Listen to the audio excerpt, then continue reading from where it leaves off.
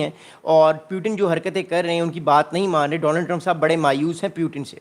अब अमेरिका ने ये फैसला किया है कि एक तरफ रशिया जो है वो यूरोप के बाकी कंट्रीज को बुली करने की कोशिश कर रहा है। कभी रशिया जो है वो अपने ड्रोन्स पोलैंड में भेज देता है, कभी रशिया साइबर अटैक करता है, कभी रशिया हाइब्रिड वॉरफेयर खेल रहा है। एक तरह से डराने की धमकाने की जो है वो कोशिश वो कर रहा है। सो उस चीज़ को रिपेल करने के लिए ये फैसला किया गया अमेरिका में कि अमेरिका जो है वो यूक्रेन को टॉमाहाक क्रूज मिसाइल्स देगा।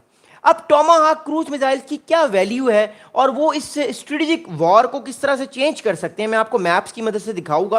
लेकिन इससे पहले मैं आप लोगों को एक बात बताना चाहूँ कि टॉमाहाक क्रूज मिसाइल्स क्यों इतने इंपॉर्टेंट हैं और ये बेसिकली क्यों इतने ज़्यादा वॉर में कार आमद हो सकते हैं यूक्रेन के लिए, इसको याद रखिएगा।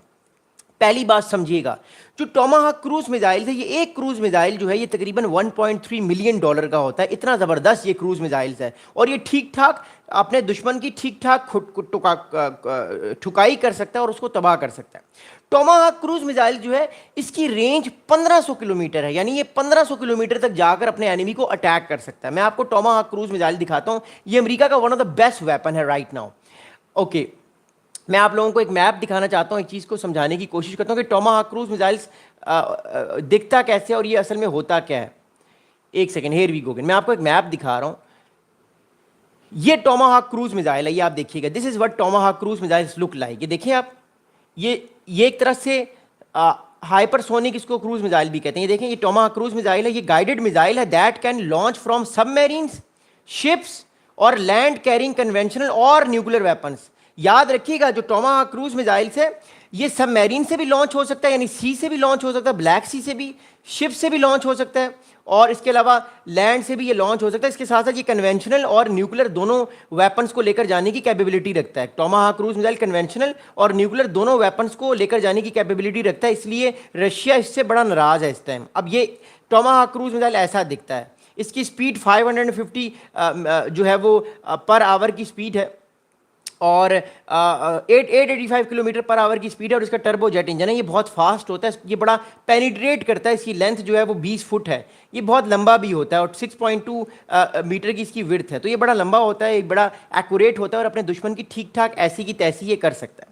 अब थोड़ा सा मैं आपको टॉमाहाक क्रूज मिसाइल्स की बात बताना चाहता हूँ कि ये क्यों इतना इंपॉर्टेंट हो सकता है यूक्रेन के लिए, अगर यूक्रेन को आने वाले दिनों में ये मिल जाए। याद रखिएगा, टॉमाहाक क्रूज मिसाइल जो है वो मोर इंपॉर्टेंटली अगर अमेरिका यूक्रेन को देता है तो यूक्रेन का जो वॉर मैप है उसमें चेंज आने की कोशिश हो सकती है, वो चेंज हो सकता है। अब मैं आप लोगों को रशिया के मिलिट्री बेसिस दिखाना चाहता हूं और टॉमाहाक क्रूज मिसाइल्स किस तरह के इंपैक्ट कर सकते हैं। हालांकि अमेरिका ने फिलहाल ये टॉमाहाक क्रूज मिसाइल्स नहीं दिए यूक्रेन को, लेकिन वो सोच रहा है इनको देने के लिए और कहा जा रहा है कि अगले 1-1.5 हफ्ते में यूक्रेन को ये मिल जाएंगे, जो कि जंग का नक्शा कहीं ना कहीं बदल सकते हैं।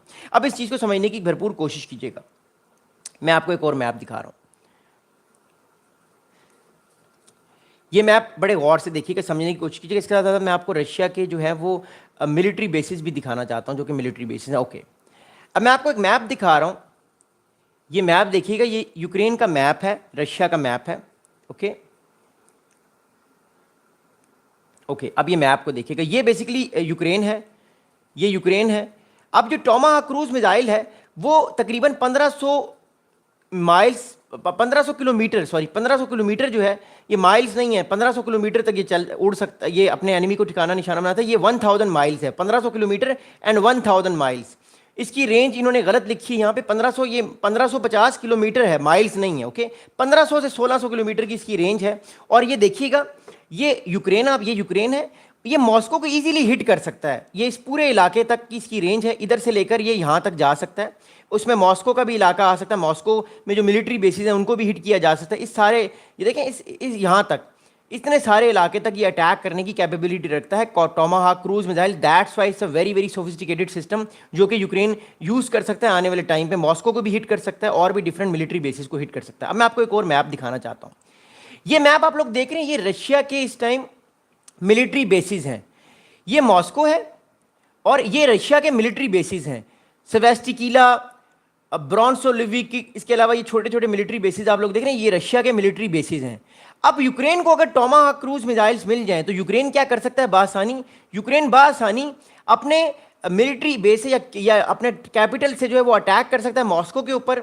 इन मिलिट्री बेसिस के ऊपर अटैक कर सकता है। और इससे होगा क्या, इससे असर क्या हो सकता है?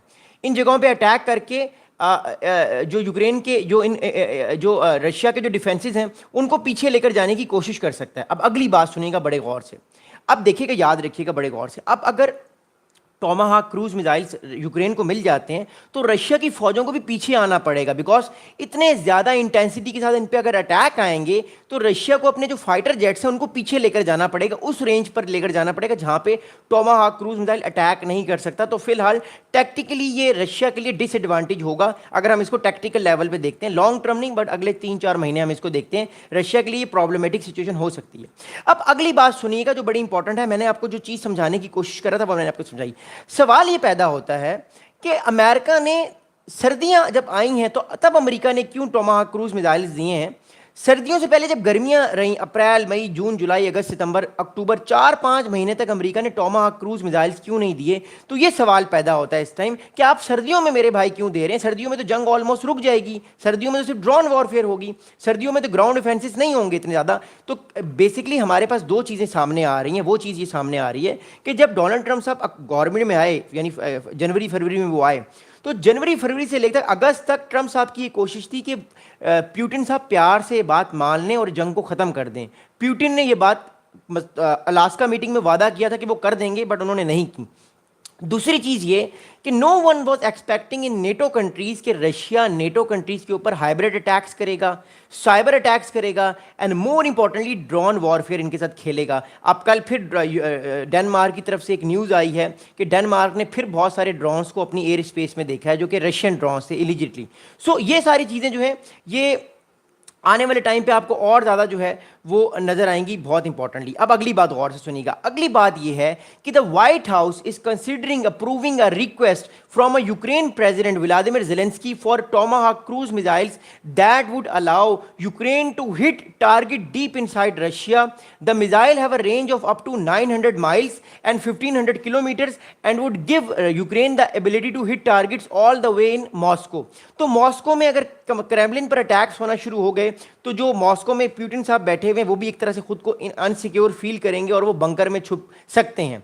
अब अगली बात सुनिएगा, अब टोमाहाक क्रूज मिसाइल जो है वो उसकी एक सबसे इंपॉर्टेंट बात जो है, रिसेंटली एक साहब है, इनका नाम है कैलीलॉक। कैथ कैलीलॉक साहब जो ये एक मिलिट्री जर्नल है, he is the Trump special envoy to Ukraine. ये ट्रम्प साहब के स्पेशल इन्वॉय हैं, यूक्रेन को एडवाइस करने गए हैं, यूक्रेन को समझाने गए हैं कि कौन कौन सी चीज़ें आने वाले दिनों में हम आपको देंगे। देखिए याद रखिएगा, डोनाल्ड ट्रंप साहब ने आने वाले कुछ दिनों में या आने वाले 1-2 महीनों में दो बड़ी इंपॉर्टेंट चीज़ें यूक्रेन को डिलीवर करवानी हैं। एक तो पेट्रियट एयर डिफेंस बैटरीज हैं जो कि बचाएंगी यूक्रेन को आने वाले अटैक से, क्रूज मिसाइल से, बैलिस्टिक मिसाइल से या ड्रोन से यूक्रेन को, और एक टोमाहाक क्रूज मिसाइल्स हैं जो कि ऑफेंसिवली डीप इनसाइड जो है रशिया यूक्रेन उसको स्ट्राइक करेगा और नुकसान पहुंचा सकेगा। दो चीज़ें ये हैं। अब कैथ कैलीलॉक साहब ने रिसेंटली फॉक्स न्यूज़ को एक इंटरव्यू दिया, इन साहब ने क्या बात की ज़रा सुनिएगा। कैथ कैलीलॉक साहब कहते हैं कि that Ukraine should have the ability to deep strike inside Russia and there are no such things are sanctuaries. This is where I think that they have the opportunity to challenge Russia much more aggressively. लेकिन here is a twist, अगर Russia पे attack करेगा Ukraine तो Russia चुप रहेगा? बिल्कुल नहीं। मैं आप लोगों को एक मैप दिखाता हूं, दोबारा से जरा समझने की कोशिश कीजिएगा।